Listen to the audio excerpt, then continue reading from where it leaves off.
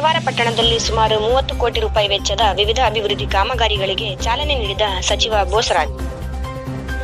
ರಾಯಚೂರು ಜಿಲ್ಲೆಯ ಸಿರವಾರ ತಾಲೂಕಿಗೆ ಕಳೆದ ಸುಮಾರು ವರ್ಷಗಳಿಂದ ಅಭಿವೃದ್ಧಿ ವಂಚಿತವಾದ ತಾಲೂಕನ್ನು ದಿನಾಂಕ 29ರಂದು 15 ಕೋಟಿಯ ಪ್ರಜಾಸೌಧ, 3 ಕೋಟಿಯ ಮೆಟ್ರಿಕ್ ಪೂರ್ವ ವಸತಿ ನಿಲಯ, ಅಗ್ನಿಶಾಮಕ ಠಾಣೆ, ಆಧುನಿಕ ಗ್ರಂಥಾಲಯ, ವಾಲ್ಮೀಕಿ ಭವನ, ರಸ್ತೆ ಸುಧಾರಣೆ, ಕ್ರೀಡಾ ಅಭಿಮಾನಿಗಳಿಗೆ ಬಹು ನಿರೀಕ್ಷಿತ ಕ್ರೀಡಾಂಗಣ, ಇನ್ನು ಸುಮಾರು 30 ಕೋಟಿ ಅಧಿಕ ಕಾಮಗಾರಿಗಳನ್ನು ಭೂಮಿ ಪೂಜೆ ಮಾಡುವ ಮುಖಾಂತರ ಸಿರವಾರ ಅಭಿವೃದ್ಧಿಗೆ ನಮ್ಮ ಸರ್ಕಾರ ಬದ್ಧವಿದೆ ಎಂದು ಶಾಸಕರು ಹಾಗೂ ಸಚಿವರು ತಿಳಿಸಿದರು.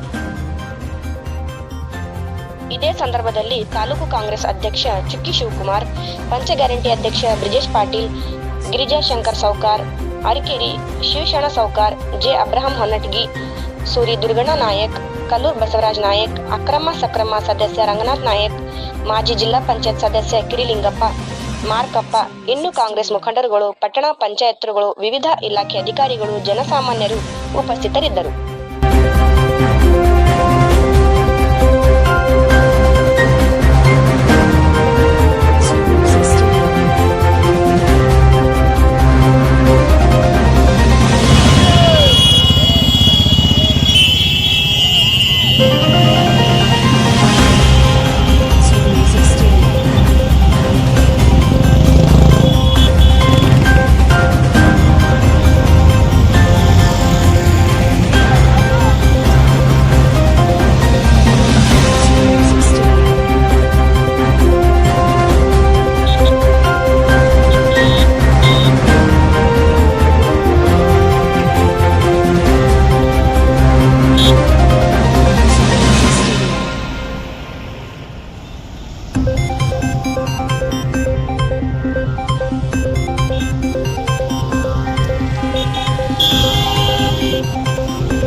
Music Studio.